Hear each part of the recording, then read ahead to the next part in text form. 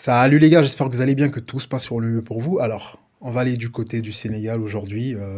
Deux gros joueurs sénégalais sont en partance pour l'Arabie Saoudite. Edouard Mendy et Kalidou Koulibaly, deux joueurs très importants pour la sélection nationale sénégalaise. Et ces deux joueurs qui vont en Arabie Saoudite. Kalidou Koulibaly qui a eu une saison assez compliquée après avoir quitté Naples, après avoir passé 8 saisons à Naples. Ça a été compliqué pour lui à Chelsea en Première Ligue. Alors on se disait que ça allait bien se passer parce que c'est un joueur qui a beaucoup prouvé au niveau du championnat italien. Ça a été le meilleur défenseur de ce championnat italien pendant quelques années, pendant les dernières années, avant sa signature pour Chelsea. Et on s'est dit que Chelsea, ça allait être bien pour lui. Mais au final, tout s'est pas passé comme prévu. Il y a eu les blessures, il y a eu le manque de confiance par rapport aux entraîneurs à son égard. Et ça s'est soldé par, on va dire les termes, les gars. Ça s'est soldé par un échec au niveau de Chelsea. Le gars n'a pas toujours été le choix préférentiel de ses entraîneurs. Graham Potter, Thomas Tuchel et même Frank Lampard à la fin. Et voilà, et je pense que c'est assez triste, un tel potentiel. On a bien vu le match, la performance qu'il a eu à délivrer face au Brésil. Il est toujours performant, il est toujours performant. On sait qu'il peut toujours jouer au top niveau. Il a une très belle condition physique, Kalidou Koulibaly. Et à 32 ans, c'est encore un bon âge hein, pour jouer au top niveau européen. Mais bon, il rejoint Al Hilal. Voilà, et j'espère que tout se passera pour le mieux pour lui. Voilà, notre capitaine Koulibaly, voilà, champion d'Afrique 2022. Et on l'aime beaucoup, Koulibaly, et j'espère vraiment, voilà, en tant que Sénégalais, on ne peut que lui souhaiter le meilleur au niveau du Moyen-Orient. Et j'espère bien que ça ira pour lui, hein. J'espère qu'il va bien s'acclimater au niveau de Al Hilal. Il est actuellement, en ce moment où je parle, je tourne cette vidéo, il est en Arabie Saoudite pour passer sa visite médicale et signer son contrat. Je pense que tout est fait. Le journaliste italien l'a bien confirmé, Fabrizio Romano. Voilà, lui, c'est quelqu'un de sûr. Et actuellement, il y a eu des images de lui en Arabie Saoudite. Et voilà. Et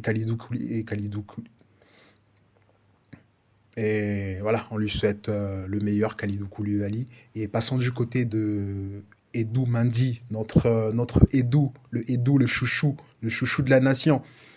Edou, il a eu une saison, pas une saison, une carrière folle, les gars.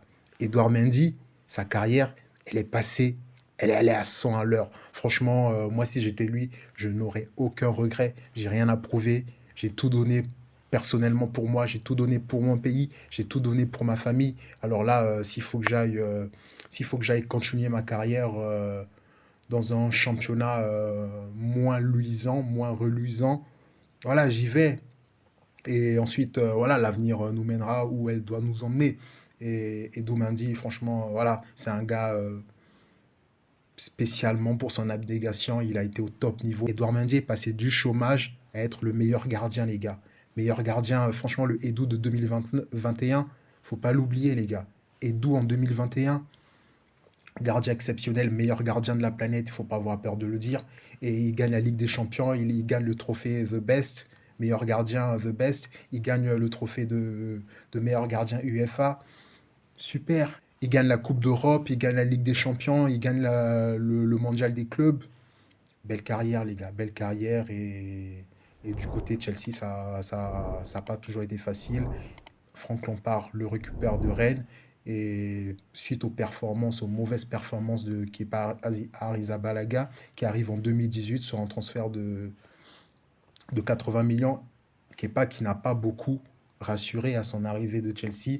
Voilà, les bourdes, on va pas créer l'histoire par rapport au potentiel qu'il a eu à avoir quand il était en Espagne. Kepa, en arrivant à Chelsea, c'était pas le même, hein.